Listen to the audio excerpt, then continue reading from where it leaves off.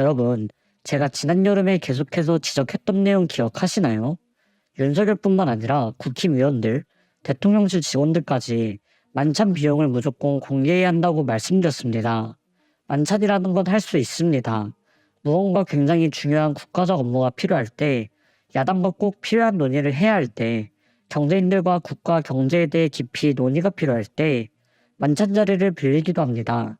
만찬을 아주 성대하게 해도 국민들이 이해를 해주는 이유는 뭐라고 말씀드렸나요?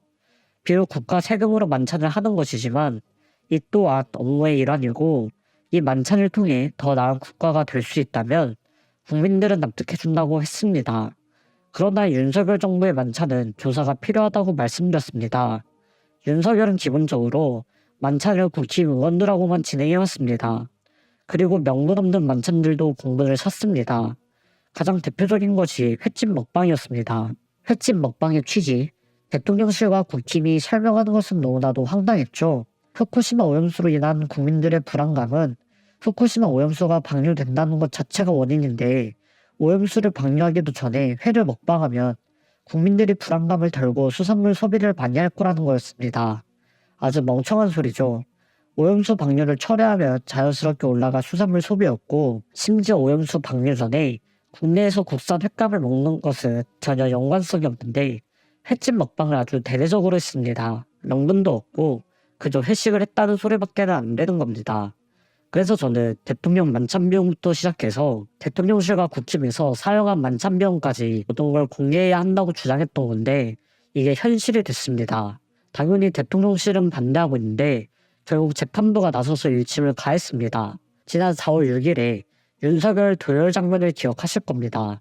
횟집에서 나오는 윤석열 앞으로 양복을 입은 정부 주요 인사들이 도열한 모습이 굉장한 논란거리였습니다. 해운대 횟집 만찬으로 잘 알려져 있죠.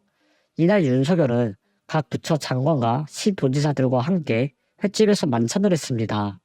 대통령실은 변명이 아주 황당할 따름이었습니다. 여의도를 떠나 민생에선 협치를 잘할 수 있다는 상징적 현장이었다.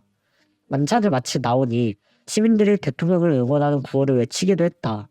누가 들으면 북한 선전 매체인 줄 알겠습니다. 하긴 대통령실은 이미 윤석열 선전 매체로 전락한 지 오래죠. 명분 없는 만찬이 1년 반 넘도록 지속되자 결국 시민단체에서 회식비 액수와 지출 주체 등을 공개하라면서 정보공개 청구를 했습니다. 당시 대통령 비서실은 황당한 변명을 내놓습니다.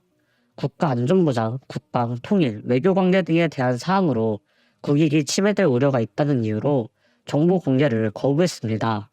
결국 시민단체와 행정소송까지 갔고 1차 변론에서 시민단체 측은 당시 만찬은 대통령의 공식 일정이었고 비용도 대통령실이 결제했기 때문에 자료를 공개할 필요가 있다고 했습니다. 그러나 대통령실은 아주 황당한 말을 하죠. 회식비 액수 등 해당 정보를 보유하고 있지 않다는 겁니다. 그러면서 소송이 각하되어야 한다고 주장했는데 이게 얼마나 황당한 주장이라는 겁니다. 회식비 관련 자료를 대통령 비서실이 가지고 있지도 않고 대통령실이 생산 관리하는 정보도 아니라는 겁니다. 애초에 말이 안 되는 거죠. 국민들 세금으로 이렇게 말도 안 되는 회식과 만찬을 즐기면서 이걸 관리하는 주체가 아무도 없다는 건데 국민 세금이 용돈으로 쓰라고 준 돈이 아니지 않습니까? 아니나 다를까 재판장이 일침을 날립니다. 그대로 인용해드리겠습니다. 관련 정보가 없다는 것이 상식적으로 납득되지 않는다. 대통령 비서실에서 다음 기일까지 서면으로 입장을 밝혀달라.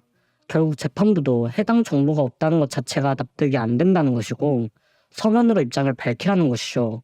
지금 이건 굉장히 심각한 사안입니다. 국민들 세금으로 회식을 한다고 먹기도 엄청 비싼 걸 먹습니다. 당장 해운대 횟집 만찬 당시에도 10만원짜리 코스 요리 50인분 등을 예약한 걸로 파악됐습니다. 술값을 빼고도 최소 600만원에 이를 것으로 추산된다고 합니다. 국민들은 뼈 빠지게 일해도 600만원을 벌기도 힘든데 대통령이라는 인간이 그리고 그 대통령을 떠받든다는 하수인들이 회식하는 데에 600만원이라는 세금을 들였습니다. 이게 말이나 되는 소리입니까? 이미 윤석열한테는 변화를 바라면 안 되는 단계까지 왔습니다. 변화를 바라는 게 아니라 하루빨리 대통령 자리에서 내려오게 하고 그 죗값을 물어야 하는 상황인 겁니다. 철저한 특검과 조사, 모든 권력과 기관을 총동원해서 수사해도 모자란 인간들이라는 겁니다. 어차피 윤석열 스스로도 바뀔 의지가 없습니다. 요즘 임요한 씨가 화제입니다. 임요한 혁신위원장으로부터 천하람 위원장이 혁신위원 제의를 받고도 거절했다고 합니다. 애초에 지도부가 윤석열 하수인들로 채워져 있고 김기현이라는 윤석열 오른팔이 당대표로 있기 때문에 변화를 도모하기는 힘들다는 것이 이유였습니다. 충분히 납득할 만한 설명입니다. 김기현 체제를 유지하는 이상 시간 벌기용으로 보여주기식 혁신위원을 하고 있다는 것이고, 이런 상황에서는 김기현이 사퇴하지 않는 이상 혁신이라는 게 크게 의미가 없다는 걸 설명하는 겁니다. 이 상황에서 혁신위원 임명장을 받고 들어가서 김기현을 내려오라고 하는 것도 사실상 불가능하고, 이미 윤석열이 국힘을 장악하고 있기 때문에 이것부터 뿌리 뽑지 않으면 혁신이라는 건 있을 수가 없다는 거죠. 김기현이 사퇴해야 그때부터 변화의 시작이라는 겁니다. 그러나 이미 국힘에서는 탈당한 의원들까지 속출하고 있습니다. 국힘의 상근 부대변인이었던 신인규 정당 바우세우기 대표가 탈당을 선언했습니다. 주장도 아주 명확합니다. 윤석열이 당을 지배했다고 단호하게 말했습니다. 이미 윤석열이 당을 지배하고 있다는 심증이 물증이라 해도 될 만큼 확실하다는 겁니다. 윤석열은 지난 1년 6개월 동안 취임 이후 지속적으로 집권 여당을 사유화했다고 합니다. 심지어 아주 노골적으로 사유화했다는 표현이 나옵니다. 이미 국민들이 보는 시선이 틀린 게 아니라는 겁니다. 민심을 돌이킬 수 없을 정도로 국힘은 처참하게 망가졌고, 윤석열은 이미 사람이 아닌 수준입니다. 윤석열을 탄생시키려고 온갖 언론과 국힘 위원들이 노력했는데 그 결과가 이렇다는 겁니다. 스스로도 창피하지 않나요? 윤석열한테 반대와 비판의 목소리를 내면 가짜 보수, 선동, 반국가 세력이라고 규정됩니다. 윤석열이 당을 지배하는 동안 국힘 위원들은 저항이 아니라 침묵으로 일관해왔다는 게 신 대표의 주장입니다. 이미 국민들 생각대로 모든 게 움직이고 작동했다는 것이죠. 당에 대해 비판을 하면 고칠 생각은 없고 오히려 당에 대한 애정이 없다면서 비판자를 축출하기도 했다고 하고요. 당에는 적극적으로 권력자만을 쫓는 기회주의자들과 살아있는 권력이 두려워서 침묵하고 있는 다수만 남아있다고 합니다.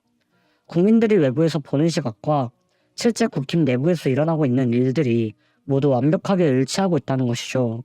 이런 인간들이 민주주의 국가의 여당 의원들이라고 뻔뻔하게 명함을 내밀고 다니는 게 얼마나 창피한 일인가요? 이미 윤석열은 한계를 넘어섰습니다.